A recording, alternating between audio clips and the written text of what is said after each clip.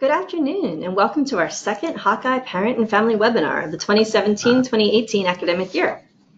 My name is Lisa Kelly. I work in the Office of Academic Support and Retention, and I'll be the moderator for today's webinar. If you are unfamiliar with our webinars, they are hosted on the first Friday of each month from noon to 1 p.m. We hope that each one provides you with up-to-date information that may apply to your students' transition to the University of Iowa. We know that parent and family members play a vital role in student success, and we hope that these webinars provide a platform for us to provide you with resources that help you support your student in their success.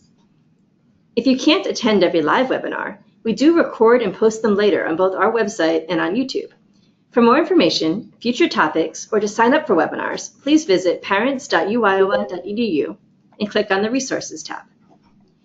Each webinar has a short presentation and then a question and answer portion, where you can get your questions answered by our campus experts. Today's webinar is called Handling Homesickness, Strategies for Success. We are very lucky today to have a wonderful campus partner. Dr. Kathleen Staley is a staff psychologist at the University Counseling Service. Dr. Staley will share information that will help you and your student understand how to deal with homesickness, and the resources available to help your students get through this. Good afternoon. I'm so happy to be here with you today to talk about the issue of homesickness and how we can, at the University Counseling Service and the University of Iowa, be of help to you and to your student. We're going to start today, take a look at the learning objectives, what we'll be talking about. We'd like to understand the etiology and the concept of homesickness. Where does it come from? And a little bit about the history of homesickness. We want to understand the effects that homesickness can have on student success and how it can actually impact your student. And we want to learn ways to help empower and support a student who is experiencing homesickness. A little bit about the etiology or history of homesickness, and I find this a very interesting area because there is quite a history. Homesickness was actually first noted in a kind of period of the Greeks in the Trojan War. There were soldiers that going to different lands became very homesick, but we'll talk about it today more from the 1600s. But it was nostalgia was the first term that was used to describe homesickness, and that's kind of a longing for a lost home, and that was the original term. It was conceived by a physician named Johann Hofer in Switzerland in 1688. And he wrote an article as a physician about nostalgia, which was actually a medical term to describe the very serious effects that homesickness can have when not acknowledged or not treated. And it was actually a medical term that had all the medical symptoms of heart pounding and feeling very sad and withdrawing, and then can actually develop into a depression. But the word nostalgia is derived from the Greek word algos, meaning pain, grief, or distress, and nostos, meaning homecoming. So that whole notion of a lot of pain and distress at being away from home. It was used originally to describe Swiss soldiers when they would go to different lands, and was actually considered as a medical term, and it could be fatal if left untreated and if people were not responded to in an appropriate fashion.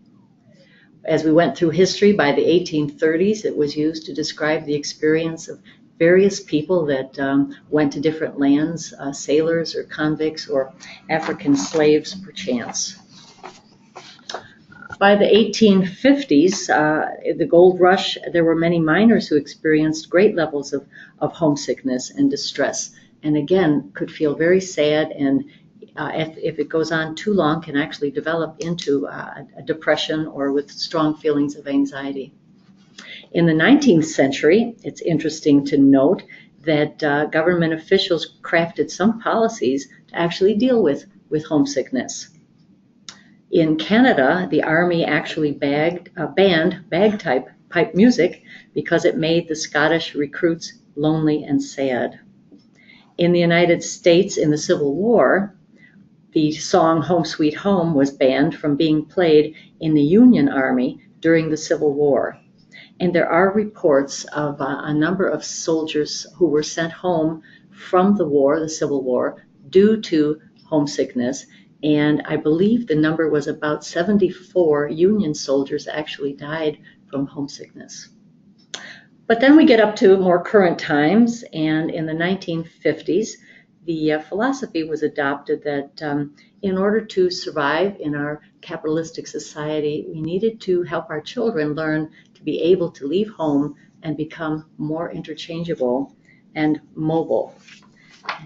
There are some fascinating articles about the changes that came about in the 1950s or so in the United States when we were seen as a very mobile society. And one article that I read talked about the fact that if someone were offered a new job, very high paying, in a different city, in the United States in more current times, they were much more likely to take that job and move away from home, where in some European countries, people would say, no, I more highly value my home, my friends, and my family, and they actually would not go to the higher paying job. So very interesting history. So let's turn our attention now to some current definitions of homesickness and begin to look at how we are going to handle it today. So homesickness is defined as distress or impairment caused by an actual or anticipated separation from home. That anticipatory distress before we go away from home actually troubles some people and some students. But when we think about it at the university, the students who actually arrive on campus may be suffering from homesickness as they get here. So some of the signs and symptoms that we might see might include students calling home more frequently or asking to visit home more than perhaps you, the parent, had expected. I've had students in my office at the University Counseling Service who say they're calling home a number of times a day. Students may be preoccupied with thoughts of home and attached to objects from home. So that, again, would be a sign of some homesickness. The expression of dissatisfaction with everything and everyone. Things are just not right. If someone is feeling very attached to home and feeling homesick, they might be thinking that just everything is not right and things are wrong here, and maybe it wasn't exactly the way they expected, and maybe people are not reaching out to them as much as they might have hoped or wanted. So that sense of dissatisfaction. When homesickness increases or deepens, it can lead to a depression, and students who may have had a history of an anxiety state or a depressive situation, it can exacerbate depression and sadness. And we might see that through excessive consumption of alcohol or food, or excessive TV watching, or the internet, or playing of video games. And that exclusion of self is a problem, which we'll talk about in just a minute. Anxiety may be exacerbated with homesickness. Someone can feel very nervous and anxious because of that transition, because of that change. And when we think about homesickness, sometimes people think it's missing a certain person. It may be, but it may also be missing the place, or the comfort of home, or the familiarity of home. And then that last comment there, the withdrawing behavior. Sometimes when students are so feeling down and sad and there are depressive symptoms that go on, they may withdraw from pleasure, and they may withdraw from being active in the academic community or in their residence hall. And that's a serious sign. So let's see. Cause of homesickness can be transition from home to the university. It can be the challenge that students face having to work independently. And it can be adjustment, can be further complicated by cultural differences, as I've kind of alluded to. But when we think about students coming from various different places or different cultures, the way we deal with homesickness or deal with being away from home can be very different. And we need to acknowledge that and be sensitive to that. And these and other challenges often instill some self-doubt or a sense of being uncomfortable with their academic and social self-concept. Let's see. So the impact that homesickness can have, again, on your students' success is adjusting to the demands of college.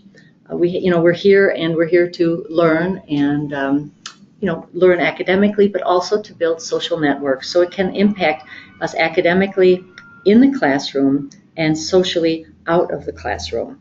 And those are very important issues when we think about the development of the college-age student. The academic development is important, but so is their independent development and their social development.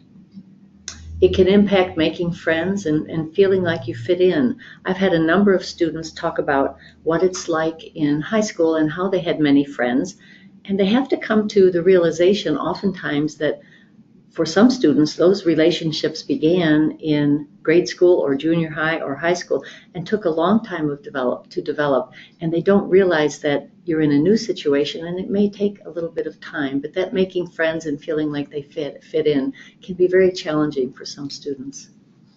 Students may struggle with staying on campus on weekends, resulting in decreased opportunities to connect with other students at the university. I see that as a difficult situation when students are really missing home and they go home for a weekend. They miss out on what is going on the university campus during that weekend, and they miss out on things that hopefully their resident assistants in the residence hall will plan for them, or other opportunities on the campus and also in the Iowa City community. Another impact that homesickness can have is procrastination and disorganization and perfectionism.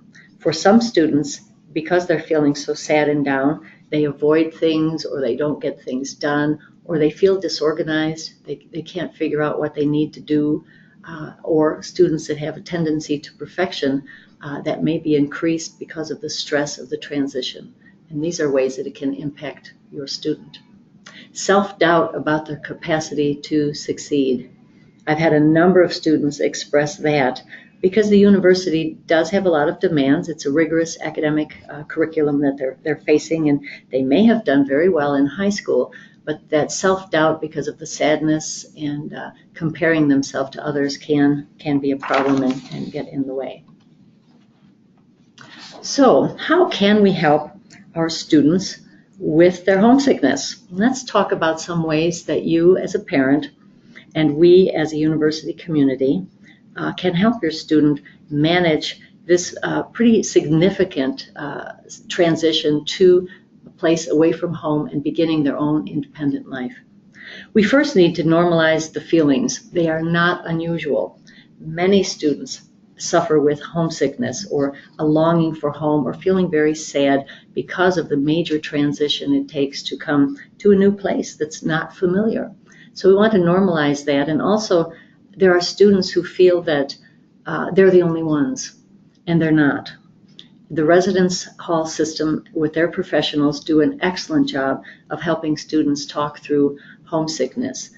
For students who have maybe a little more difficulty with it, we're very happy at the University Counseling Service to have students come in, and we can talk it through and provide a safe, confidential, private space to talk through these feelings. When we want to help a student overcome homesickness, we want them to realize that this adjustment can be an opportunity for growth, that learning to live on your own, to create an environment for yourself that feels familiar, to learn to integrate into a new community. These are all very important life skills that need to be addressed at some point in life, and this is a very good place to start at age approximately 18. Some things that we can do, we can encourage students to bring some things from home to their new environment. Are there a few things that they might want to bring from home that would be make them feel more safe and happy? I like to decorate their residence hall room with some things from home. Just as an aside, I have a granddaughter who went away as a child, a young person, to camp for the first time. And she took a little sleeping object that she had, a little stuffed animal that she takes everywhere. And she also asked for something of her mother's, and she took one of her mother's scarves with her to make her feel a little more familiar. And I think that's an important one, to take some things from home. And it can even be objects. but it can be smells or foods or things like that can really help with homesickness. Seeking familiarity. Where on the university campus or in your residence hall or in the community, where might things feel a little more familiar to the student with things from home? Might there be the same little coffee shop in downtown Iowa City that you had in your hometown? Is there something at the university that reminds them of home? And so seeking that familiarity can be helpful. And creating familiarity, again, bringing some things from home or finding some ways to relate to people. Maybe a student was in a sports team or something in high school, and maybe they want to join that team. They have some intramural sports and things, but somehow to create things that are the same. If they were active in student activities in high school, there are over 500 recognized student organizations on the University of Iowa campus that students are very welcome to join and encouraged to join to, broaden and expand their academic experience at the university. Building a support network is very important. It's important to find people that you can relate to. Who are some people that could be supportive to you when you are a student at the University of Iowa? Talking to students in your class, joining in the residence halls when your resident assistant offers some activities, going along if the resident assistant says, well, tonight we're going to watch this video or this film, and then we're going to have pizza. I think it's important to join in and do that. To maintain your physical and mental health, very important. If someone is suffering from homesickness, one of the symptoms is fatigue and lack of motivation and low energy, and it's important to keep that physical and mental health going. So exercise is important. We have fabulous exercise places here on the University of Iowa campus that students can go to exercise. But I talk to students in my office at the counseling service about getting outside, taking a walk, or joining some friends on your residence hall floor to take a slow jog or walk along the river, which is very lovely, just to get out and take care of your physical health and obviously your mental health. And we're there at the University Counseling Service to help with that, and staff in a number of offices on the campus are certainly helpful to talk through feelings and issues with your student. I want to jump in. Please. That physical health one and the mental health, I find that even if the thought, so maybe they're already down and they don't have any friends yet, and the thought of joining like a soccer org or something, that would be really intimidating. But our campus is very close, but it's also spread out. So I feel like if you simply walked to class sometimes, especially on these beautiful days, like you're getting some exercise, you're going to feel better. It's outdoors, so like that's kind of a mental health pickup, but you're also on your own. You're not forcing yourself to do something that you're uncomfortable with. So I feel like just even encouraging them to maybe not take the bus sometimes can really help. Absolutely, that's a very good point. It's very important to get up, get out, and get moving instead of just sitting in your room and that helps with both physical and mental health. Okay, let's take a look further on our list of ways to help your student overcome homesickness. Being open to making new friends is very important, and I understand in the residence halls, a lot of the resident assistants encourage the young men and women on their floors to keep their doors open, and when people walk up and down the hall to say hello to each other. I've worked with students who say, I don't know anybody, and I say, well, this is a time to at least talk to your RA, your resident assistant, or talk to your roommate, walk down the hall. If you see a door open, just walk in and say hello. To try to be open to making new friends, or talk to the person sitting next to you in class.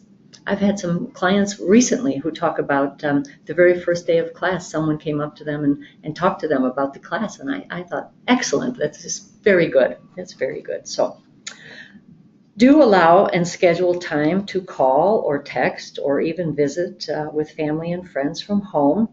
Again, we don't want to do that too much, but A little bit, but having time that you arrange to talk with your student, or they know when it'll be convenient for you to talk, to schedule a time. Very, very important, so they know that rock of stability is still there. The home unit is obviously still there. Can I jump in there? Please do. So when your students attended orientation over the summer, we did a presentation about academic behaviors, and one of the things we talked about, which you can ask your student about, was creating a communication plan. We talked to them about how it's important to talk to family and friends back home about how often they expect you to, that from the student to communicate with the family and the friends, and that you should lay out those expectations ahead of time. And the reason we do that is because, on the one side, the sort of student that's having a great time at college and is so busy, they forget to call home and mom and dad are freaking out. But on the other side, it's the students who maybe are trying to call home 3, 4, 5 times a day, and you get the sense that my student is depending on me to be their social network, even though I'm 100 miles away. So it's not too late to talk to your students, even now, about let's really talk about how often we're going to talk, and is this really working for both of us? I know my mom had to call my campus minister because she hadn't heard from me in 2 weeks when I was a freshman, and that freaked her out. And I learned real quick that we need to have every 3 or 4 days some kind of communication. But so it kind of works on both sides to talk about communicating and not just expect it to necessarily happen organically or naturally. That's an excellent point. I mean, really to talk through how and when you're going to communicate, to lay that out. I'll tell a side story on that. My daughter, when she was a student at university, did a study abroad. And she did a study abroad in Indonesia, which is, to me, very far away. And we were communicating through, she would send emails and things like that. Well, at one point, she told me that she was going to go on a special field trip in Indonesia where she would be in the jungle and would have no way to contact us. And this was going to be for 2 weeks. I had never in my life been out of contact with my daughter for any period of time. And she said, for 2 weeks, Mother, I will not have any ability to contact you. And I told her that, so we made a plan, that the day she was to walk out of the jungle, she was to contact me. And because I'm a little worried mother, I said, if you do not, I will contact the International Red Cross and create an international incident. Bless her heart. And she's a dutiful, wonderful young woman. The day she came out of the jungle, she did contact us and tell us that everything was fine. So I absolutely support that good point about making a plan, how and when you will contact each other. Okay. Encourage your student to explore the campus. I find that very exciting. There are so many interesting places on this campus and a fabulous CAN system, a bus system that's free for students or for anyone, that they can go around campus and find new places to explore. And I often talk to students in my office and I say, how many libraries are there on this campus? And that's a fun thing, just to find out where, and there are 8 currently libraries on this campus, and where they are and what they look like. Because there are some very interesting ones and some very beautiful ones. I think the one in the Art Building West is absolutely stunning. That is the one I was thinking of. Right. Because it's a lovely place, and they may think, oh, I don't want to hang out at the library, but it's just this calm, pretty place that if they even just want to study there, they don't have to be, doing going to an art library. It's just a wonderful place. Yes, it has floor-to-ceiling windows that look out over, I guess it's called a little ravine that's all rock work. Yeah, with a little pond. And it's built over a pond. Oh, it is so beautiful. So, okay, explore the campus. If homesick is really interfering with academic and daily functioning, do encourage them to come to the University Counseling Service. We are very happy to work with them and help them. And we'll talk more about our location in a little bit. So, those are some ways. Now, we will talk here now a little bit about the University Counseling Service because we are there to help with consultation. We can certainly talk one time. We have group and individual counseling. We operate from a brief therapy model because we are a student service and have so many students that do use us that we do get to a short wait list, usually in the middle of the semester. So. But we have, so individual therapy is anywhere 6, 8, 10, 11 sessions. We offer group therapy, and we have over 12 therapy groups that do get filled, and you can be in a therapy group, a student can be in a therapy group as long as one wishes. A year, 2 years if one would need, but a semester, but just to help talk through whatever the issues may be. We help with the case management that it says there. We do help with referral to private therapists in the Iowa City community for students who want to do the more long-term therapy or want to have their own private therapist. At the University Counseling Service, all of our services are free and confidential, and we're very, very happy to work with your student. Last year, we had over 2,000 students who used the counseling service for mental health concerns. And our staff has expanded this year. We've hired a number of new people, and we have our doctoral level psychologists. These are primarily psychologists that have degrees from either counseling psychology or clinical psychology, and they are at the doctoral level and licensed as psychologists in the state of Iowa. We have our licensed social workers who bring just a wealth of information to us, and they're excellent staff members. And then we have doctoral level trainees. We have an internship program where we have 3 interns. These are young people that are finishing their doctorates in counseling psychology, and they are required to work full-time as a psychologist in a counseling service. And so we have them. And then we also have doctoral students, people working on the PhD in counseling psychology that work with us. So we have a large staff, and we're very open to working with a variety of students. We have staff that provide services in Mandarin and in Spanish, and we try to have as diverse a staff as we possibly can, from age range to males and females to people from different situations, people that come from different backgrounds, and we really try to have as diverse a staff as we possibly can. The University Counseling Service is located in 2 places now. The first one we'll mention here is at West Lawn, and West Lawn is on the west side of the campus, and it is the same building that Student Health is located. And so I think the majority of students know where Student Health is, and our office is just to the south of Student Health. Student Health is right in the middle of the building, and then we are to the south, right next to the College of Nursing, and right across the street from the College of Medicine. We also have a new location on the east side, and this is in the University Capitol Center. And it is the old mall that used to be there, which now has some stores, but many university facilities.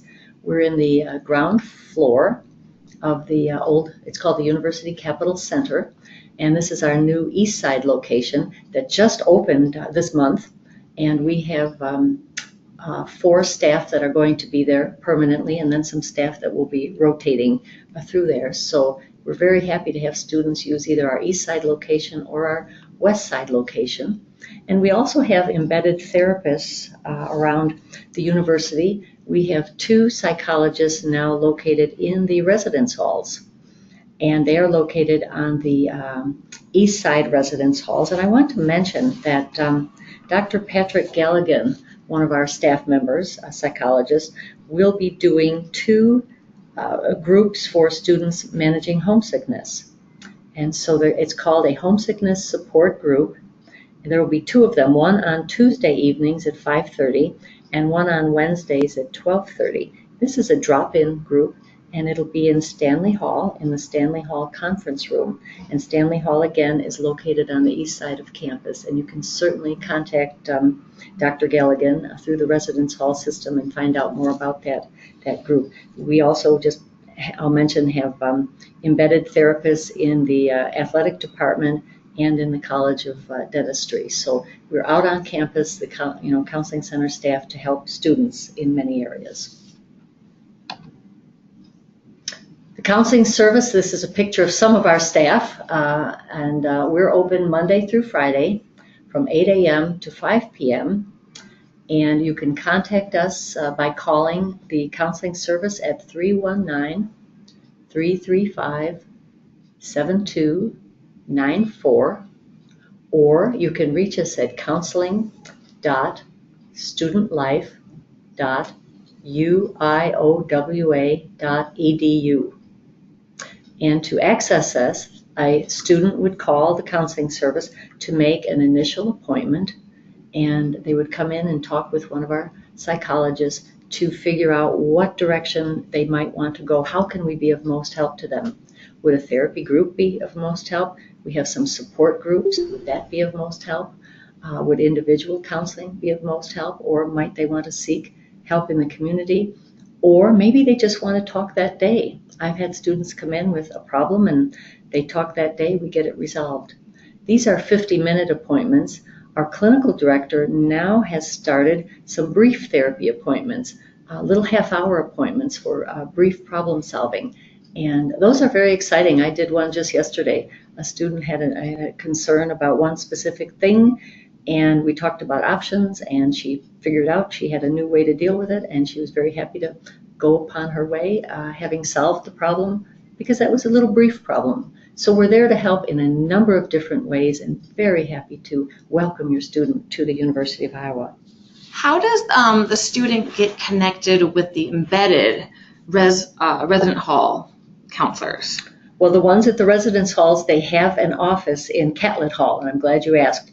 There are two, and also we have we have two psychologists there. One is Dawn and one is Patrick, and they're there 8 to 5 every day. And so they would just call over to Catlett Hall to make an appointment to see one of the psychologists. Patrick Elligan and Dawn Bates are the two psychologists at, they're actually located in Catlett Hall, and that's where they do their therapy. Okay. All right, thank you so much, Dr. Staley, for all the great information on resources to help with homesickness. We'll now move into the question and answer portion of our webinar. Please remember that we have a lot of people attending this webinar, and our presenter is not necessarily able to answer questions about specifics of your student's experience, but we can provide information that may be helpful in guiding your student and other students. If you have a question, type it in the question box on the side. We'll then read the question so all participants can hear, and then we'll answer the question. If you're unable to get your question answered during the webinar, we will follow up with you via email to answer the question. We'll just wait just a second so people can type in questions.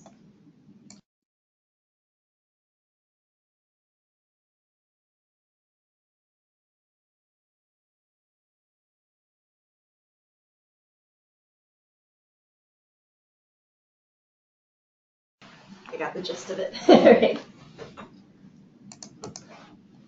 Okay, our first question is, I'm going to summarize this a little bit, but my oldest daughter went to college a few years ago and adjusted really well, had a great experience. And now my younger daughter is a new student, and she's experiencing a lot of homesickness. And she's really being hard on herself because her older sister didn't have these problems, and she's feeling like, it's not normal for her. What can I tell her to reassure her? Well, that's an interesting question because everybody differs, and I think it's important to reassure your daughter that people have very different ways of handling things. Some people are a little more sensitive to transition and to change than other people. Some people have maybe just a view of the world that's a little bit different, and maybe this is a little more stressful or challenging. So I would acknowledge the difference, but I would also reassure her that she's absolutely not alone. Many students struggle with homesickness, and it's important really to develop herself as her own unique human being and hopefully not compare herself to her sister, but for her to take some time and acknowledge the fact that this will be a little bit challenging, but there certainly are ways to overcome it, and she has an excellent support network here at the university, and please encourage her, if it is very difficult, to come to the University Counseling Service. We would be very happy to talk with her to help her find some additional ways to manage her homesickness. Okay. Next question. From what I'm hearing from my student, there doesn't seem to be a lot of floor activities in the dorm, and the RA is not really approachable or engaged. What do you recommend in this situation? I'm sorry to hear that. Hopefully, the RAs should be a little bit more engaged. I guess I would wonder about talking with students maybe on other floors of the residence hall connecting with maybe you meet some people eating lunch or breakfast in the residence hall, and maybe they're on a different floor, and maybe their RA is a little more active. Or I suppose someone could talk with the hall director and find out, what are some additional ways I could get involved. Because the hall director will be someone who knows a lot about the campus too. So I would think that would be a way, but connecting with some of the other students, talking to people at breakfast or lunch, finding out what are they doing on some of the other floors, and perhaps you could join in there. Yeah, again, there too is, well, the halls are generally a good thing, a good way to start off. We also have student organizations. There's welcome back activities for lots of the student orgs where they're just having low-key events like pizza parties and donut parties and kind of just getting to know you events. So those are sometimes a little bit less stressful to attend than like an official meeting for X group. So keeping an eye out. Unfortunately, last week we just had our student activities fair, or actually a couple days ago, I guess. But there's still lots of advertising for lots of student orgs having welcome back events. So it can be hard, for a shy or quieter student, but just trying to make that step to seek out those organizations that look like they might be interesting, even if they can't find it in the dorms themselves. Let me comment more on that. The office, it used to be called Student Activities, and now it's called Cecil, Center for Student Leadership and Involvement in Leadership. They're located in the IMU, the union, the student union, and that's where you can find out about the 500 different student organizations there are, and they have a wonderful staff and they know about all of these student organizations. And so I think their staff would be very supportive of helping a student explore, like, what are your interests and what activity might you want to get involved in, from student government to the writing groups or music or the political groups or all those different things. And that would be useful too. Okay, here's one. And I've had these students in my office before too. Any tips for getting your child to reach out to the counseling service to seek help? She's definitely homesick, but doesn't want to reach out. Okay, well, take a look at the picture of the staff that we have, and please notice that we are a very welcoming, kind, inviting staff. And you can tell them that you heard me talk, and I think I'm a pretty reasonable, friendly person, and that so many students do use our service. As we mentioned, over 2,000 used it last year. As I said, we do get to a wait list, and I would encourage them that we're a very friendly office, and if they want to talk to a younger person, they can talk with one of our doctoral students or one of our interns. These are people, closer to their age, in their young 20s to middle 20s. Or if they want a more parental figure, we certainly have older people, including myself. Or if they want someone from another, part of the country, or someone who speaks another language, or brings some diversity. On our website, on the Counseling Center website, every staff person writes a statement of who they are and how they work with people. And I think just feeling that these are familiar people, knowing a little about us, helps a student feel more comfortable to come to the counseling service. I also want to comment that we have a front desk staff that will greet them, the secretarial staff, and they are so kind and so friendly and so outgoing. I think students feel very good when they come into the counseling service. Cool. A follow-up to a previous question, where does one find out about who the hall director or hall coordinator is? I believe it's technically the hall coordinator, or we call them HCs. I believe they're on the University Housing and Dining page. I think probably under the staff, so you could find out which hall they're in, and then look under their staff, and they're the hall coordinators who is directly in charge of the RAs. So while I do think going out and looking at those other orgs is great, I would think, like, if your student is feeling like this, I think it should be brought up maybe that to the hall coordinator that this RA is maybe, not very engaged. So here's a very timely one. It's a long weekend coming up. What do I do if my student comes home this weekend and says, I'm really homesick and I don't want to go back? What can I do? That's a good question too. I think it's important to be encouraging, to acknowledge their feelings and accept the fact that that this is very challenging, it's very difficult, and that people do feel possibly more comfortable at home if they have obviously a good home situation. But to one, acknowledge the feeling, validate it, perhaps share some of your feelings when you went away from home for the first time. And it may have been to a university, or it may have been to your first job, or whatever it might have been. Perhaps you had some difficulty, or maybe other family members, aunts and uncles or grandparents, might be able to relate. And then to be supportive, but to talk through. Why did we go to the university in the first place? One of our psychologists, I was talking about this, and said, it's very important to not just talk about the distress of adjusting to a new situation and talk about the homesickness, but to also talk about, why are we doing it? Why are we going to a university? What does it mean? Why do we want to study and maybe get a degree in a certain area? And what will that mean for us? What kind of life could we have? What kind of job could we have? What are the exciting opportunities that we might have? So to talk about why we want to be there, and then to encourage, I think, be gentle but kind, but I would strongly encourage a student to come back and then talk about the resources we have at the University of Iowa to help them and support them. And if it's really difficult, please consider the counseling service, and we will be supportive and helpful to your student. Great. So my student and I talk very frequently. Is there a normal for how often my student and I should be talking? Well, it's very good, I think, to be connected, because that sense of connection with home, that stability, that safety, and that's important to a student as they begin this new spreading their wings and taking off. So we do want to have some connection. Too much connection impedes independent growth.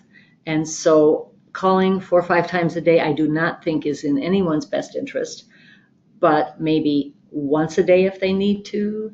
It's fascinating. I have students that say, we talk on Sunday afternoon. That's it, once a week. We have other students who say, I call home every day, or my family calls once a day, or we call twice a week. So you have to figure out what works best for you, but too much is not in your best interest, but certainly a connection is very important.